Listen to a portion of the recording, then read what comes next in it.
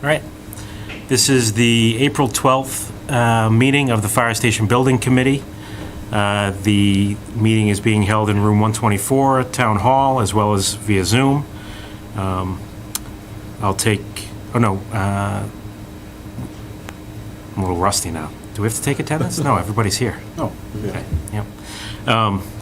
Sorry, so few meetings now, it's like, get rusty on it. All right, I'll call the meeting to order. Our first agenda item is public comment.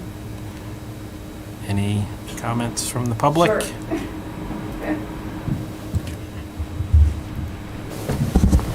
Donna Jones regarding a sign outside the fire station when the final building is done. Last year, there were a couple of town hall employees that suggested the town itself get special permit to have signs lit from within.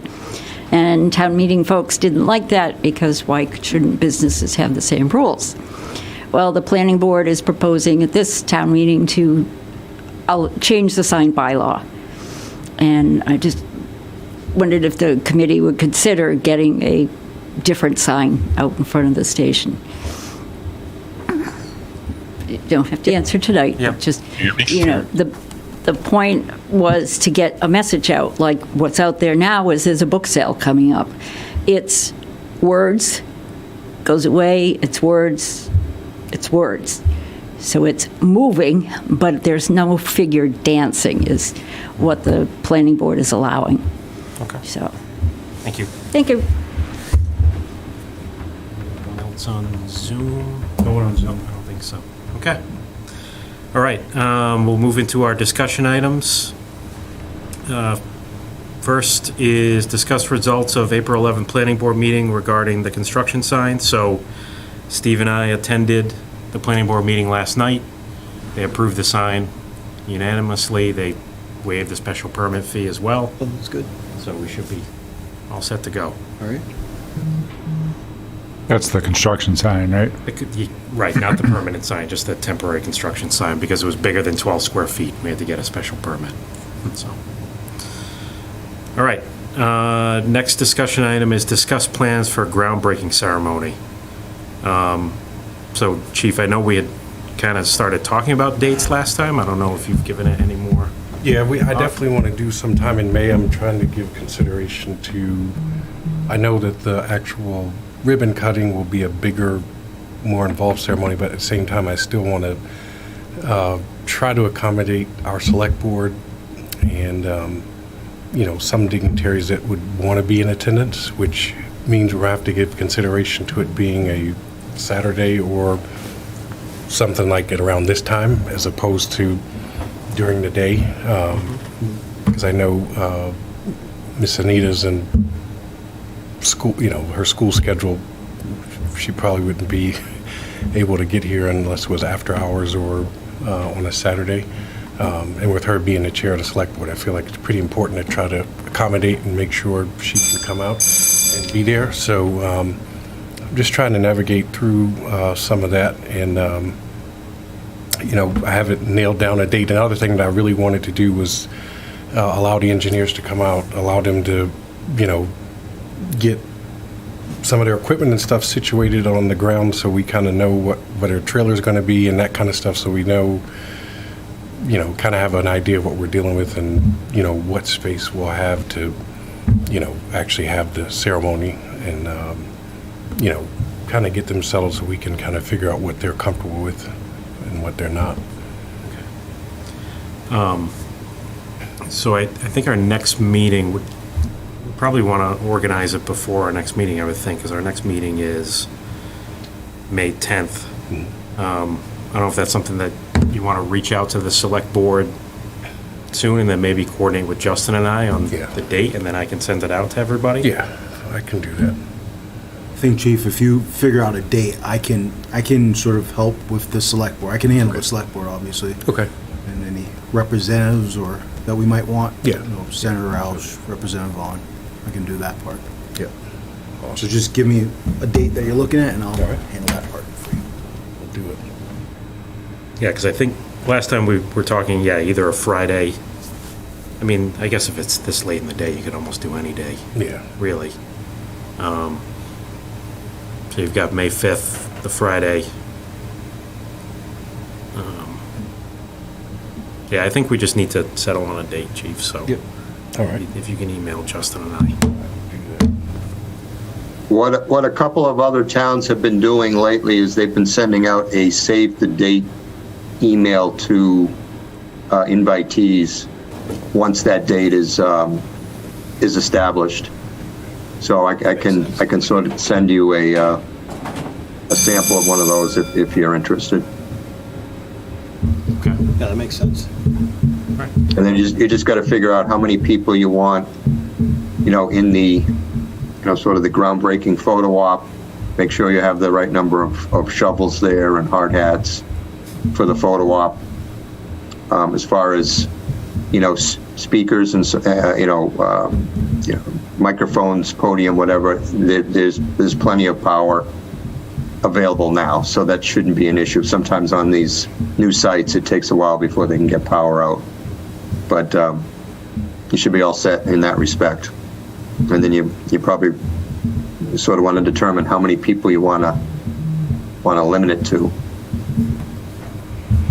All right. just because it is a construction site, Right.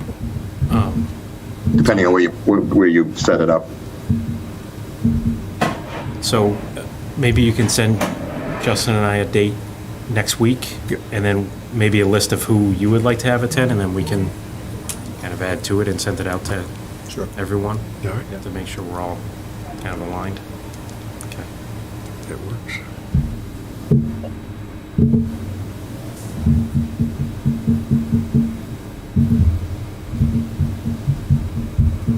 Which if you're looking at earlier in May, right? Yes.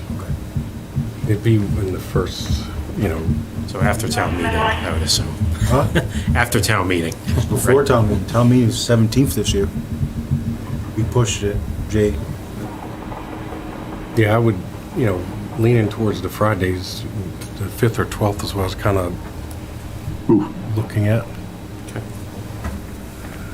Or Saturday the 6th was one that I had kind of highlighted. All right.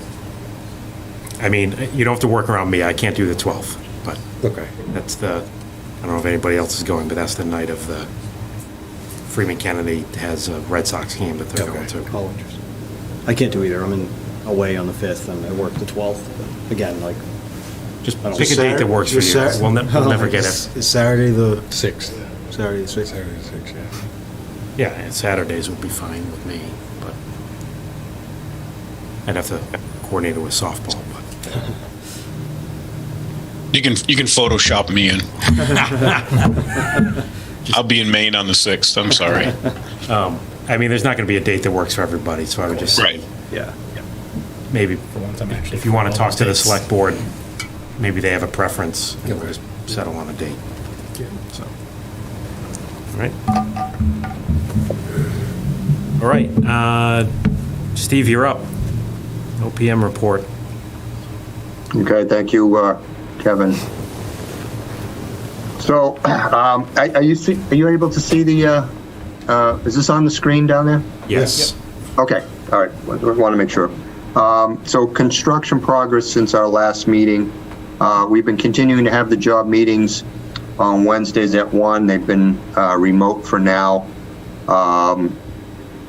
Castagna is mobilizing on Monday, the 17th. They'll be setting up trailers and getting power, so at some point we'll be switching those meetings to on-site, but we'll still have the link available for those who want to remote in. Town planner and planning board did sign the hard copy site plan set on the 4th, so at this point we need to scan those to a size, an 8.5 by 11 size, get that with the decision, and I'll get that over to the registry of deeds to be recorded. That is one thing that we have to do before we get the building permit, and I'll go into that a little bit more later. All the building permit application documents have been submitted to the building department. The conform set of plans and specs has been issued. We've had ongoing discussions with Eversource for power, both for temp and permanent. We found that Eversource needs to have the infrastructure installed and inspected first, which is essentially our pole, our duct bank, underground conduit, transformer pad, prior to them releasing the transformer. And there's a possibility that we will get the permanent transformer from them, because they did say they had a couple in their stockpile. So that's one of the first things that Castagna is going to be doing on site is prepping for that.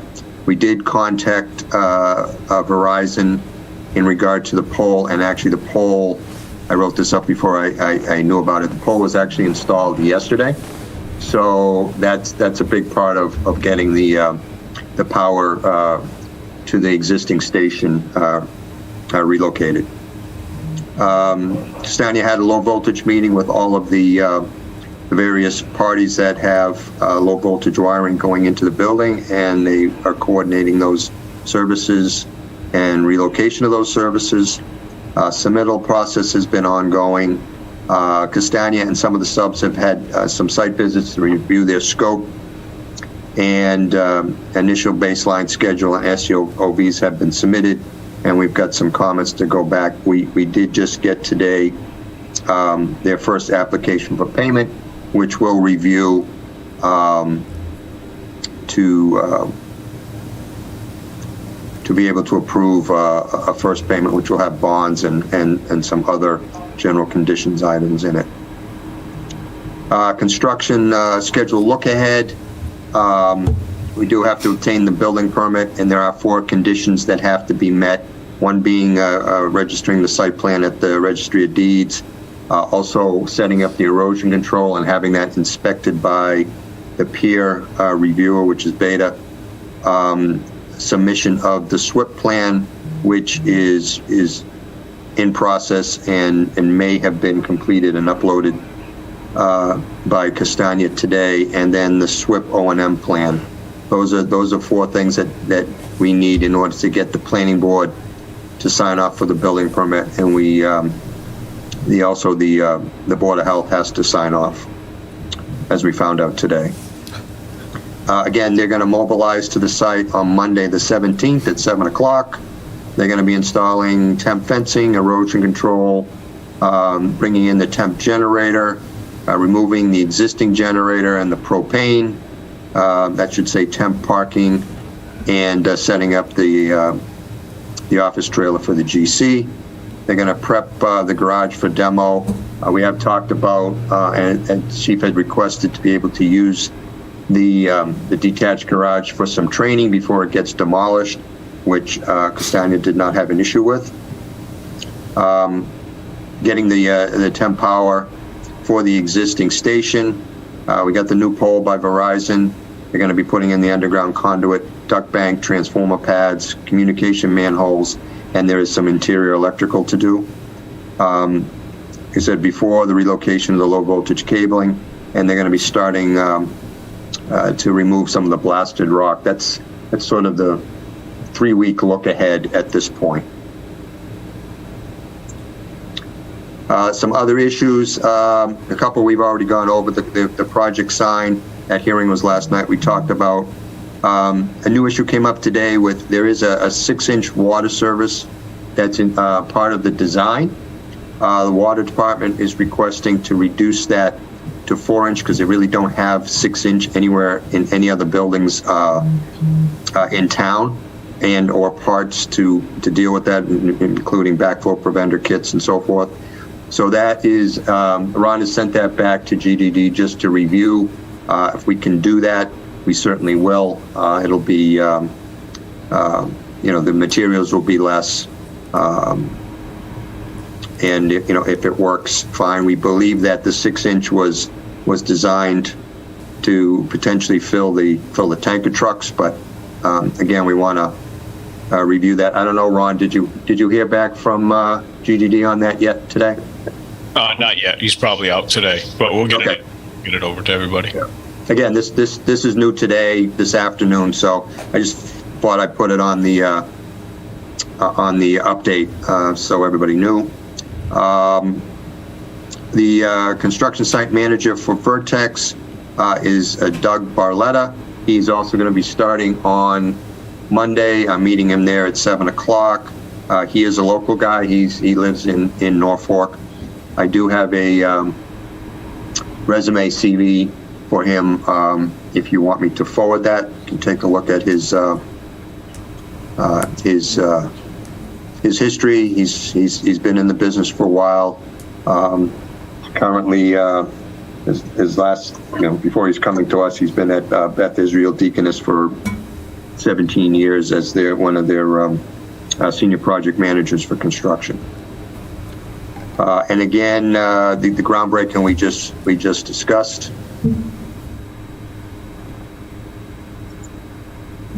The project milestones. This is a carryover slide from the previous meeting we had, just showing that at this point we've gone through the procurement enabling phase for the last couple months, and we're right up on the construction phase mobilization on this coming Monday.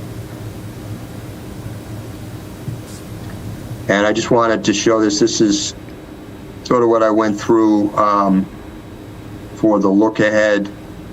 But this is the 3-week look ahead that Castagna submitted. We went over at the job meeting this afternoon, and they will be giving us those once a week throughout the project.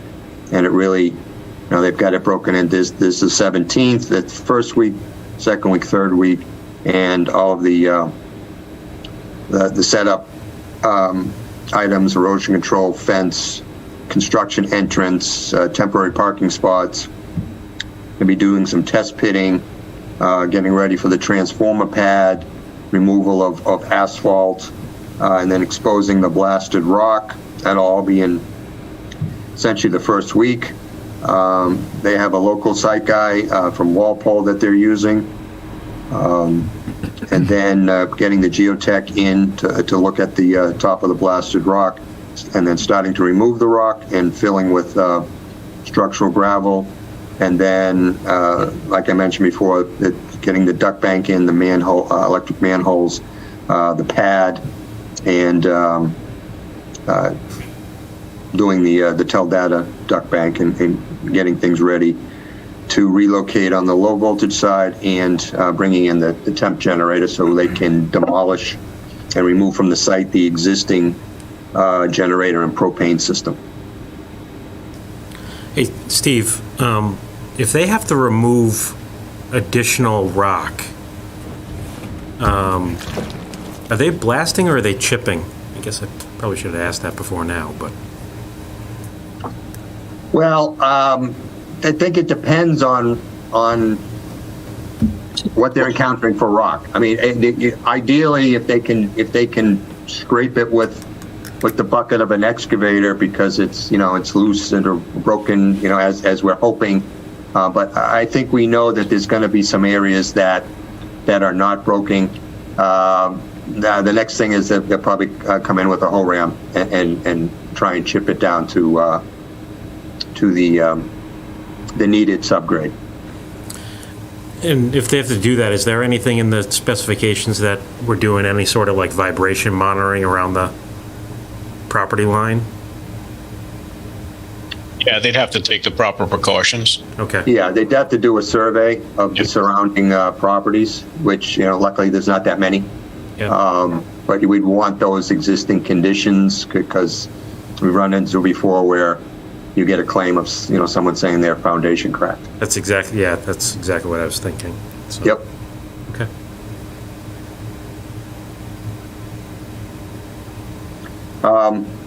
Again, that's essentially all I have at this time. I just have the Doug Barletta's resume, but I can forward that separately if you want to take a look at that as a committee.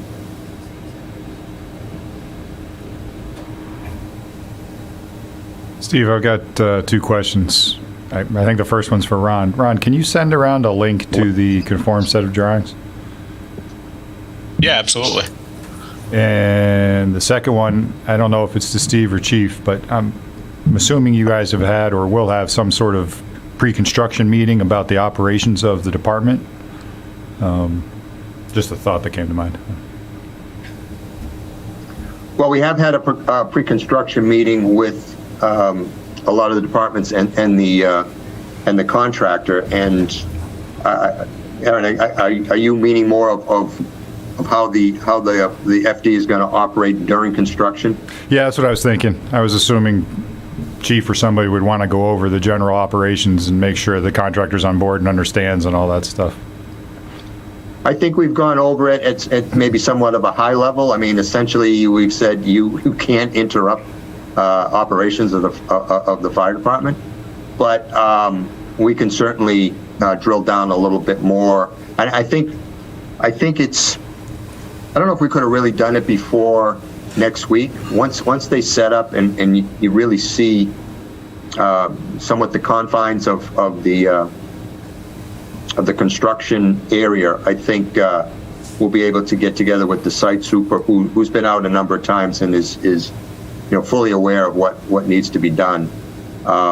Again, we're going to have our man there full time, so there'll be a lot of coordination, conversations, and discussions.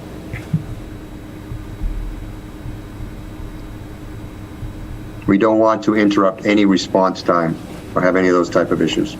Yeah, we've had our discussions and with the site super, just actually a couple of my staff that's here, that we had the conversation, from the information that was given us early on, we kind of started prepping for what we need to do in the different phases. So right now we want to, we know that kind of the area, if you're looking at the station from the street, the area and that driveway towards the church side, are going to be out of play or out of bounds for a while. And we know that we're prepared and adjusted around that. We've already cleared out our Sally Port, which is where our one of our squads was stationed or located. We've already cleaned that out so that we don't have to worry about accessibility in that area. So we're pretty aware, and I think there was a schematic given to us a while ago that kind of had, a fairly high level but detailed idea of where construction fencing was going to be, and where our pathways were going to be and how they were going to be situated, and we've looked over that, and we're prepared to kind of move forward with having limited access, especially to the church side of the site. Yeah, we had them submit a site utilization plan. Yeah. About the trailer to the station.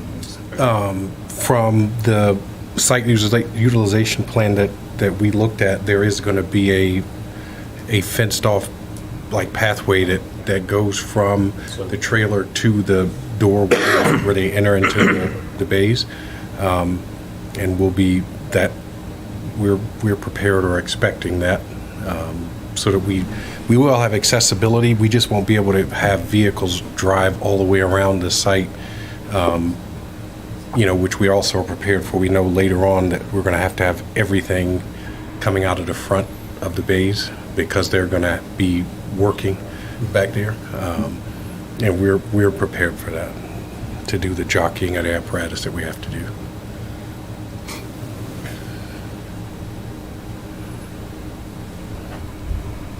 Anything else, Steve? I have a question on the water, the domestic water supply. Sure. If it's spec for 6 inches, I'm kind of hesitant to say that whoever your hydraulic engineers were spec'd it too high versus the town folks. So what, I know they're looking at it, but my concerns again would be there's infrastructure on the site for training. They flow a significant volume of water, have the potential to for training. Plus we're filling the apparatus in the tankers. Plus we're utilizing a lot of water to clean the gear and wash the firefighters after a potential fire. I'm just concerned that we run into an issue where it's we should have had a 1-inch line, we went with 3/4, and now there's no water pressure. So that's a great point, Justin. We're gonna consider all of that when we talk to the town. The water district, they kind of said, why are you doing it? Not necessarily change it. So is the infrastructure in the road, would that support a 6-inch main? Well, that's the question we have to go look at, right? So we have to look at everything, and we have to make sure, I mean, to be frank, I mean, this could be a typo on the drawing, or it could be, no, 6-inch was, because the 6-inch fire protection main coming into the building, that is 6-inch. That's not metered. Right. It's right next to it. And it's right next to it. So, if in fact we need 6-inch, we're not just going to change it. So to your point, I think what we want to do is take a look at it, figure out exactly, what the implications are if it goes down, what the implications are if it stays the same. I would just be hesitant to reduce it. If that's the design spec, I don't see the value in reducing it. I don't think there's a cost recovered value or anything like that, and especially considering that this is planned for the growth of the station, or I don't know about geothermal or whatever, but I'm assuming that a lot of the energy efficient things coming in the future are going to use a significant volume of water. Like, it seems to me like you can't have too much water, at least not in the fire service. Yeah, so we'll definitely take a look at it.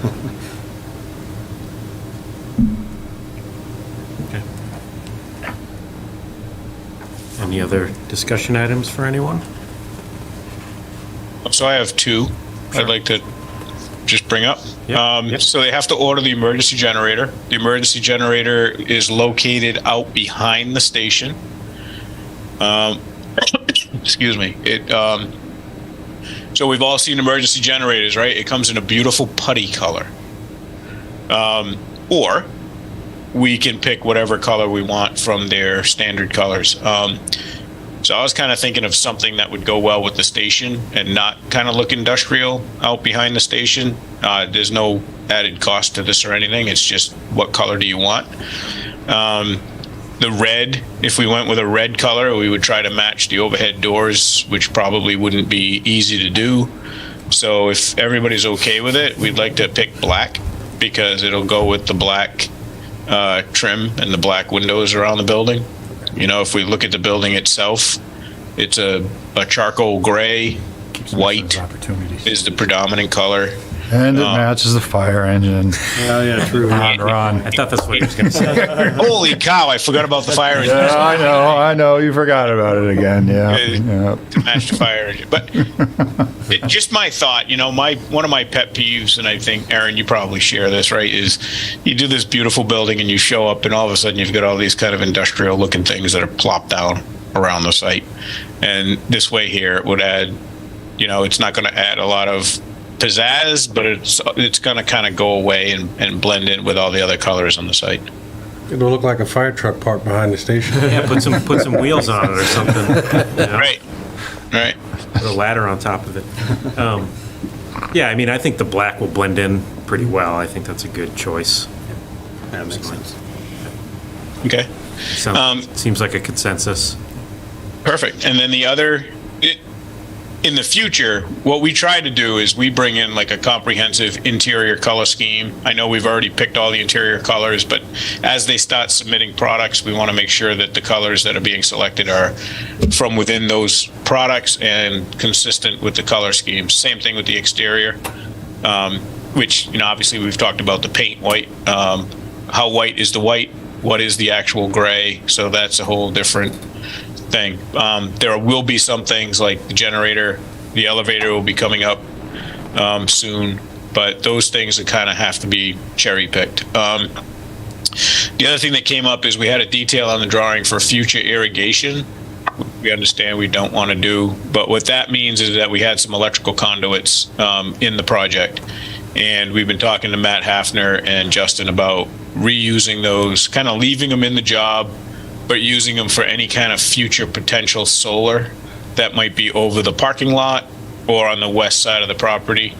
And so we're going to send a sketch over to Justin and Matt and the chief and Steve Kirby and just say, hey, here's what we think would be best. Obviously, the only kind of ground mounted solar you'd be able to put on the east side of the project is on the canopies over the parking lot, because you wouldn't be able to put ground mounted in the setbacks or in the green belt. Oh, we lost your audio, Ron. Andrew? Hang on. Have him repeat. Andrew's going to fix it.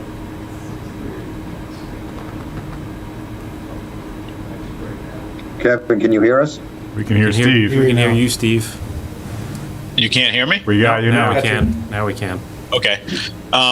So all I was saying is that we will again send a sketch, because I think if you ever do something with ground-mounted solar, it would be on the west side of the property, kind of between the fire station and the church property. That's no longer residential. You don't have the same kind of setbacks there.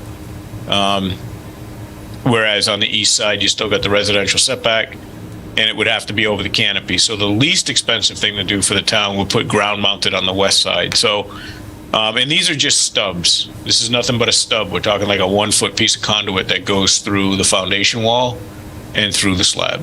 So that in the future, if you ever did something like that, you'd have this infrastructure. So you wouldn't have to drill a hole in the slab, and you wouldn't have to drill a hole in the foundation wall. Okay. So, other than that, I think everything's covered. All right. Thanks, Ron. Yep. Anyone else have anything else? All right. Then we'll move to our lone action item of the night, which is approval of meeting minutes.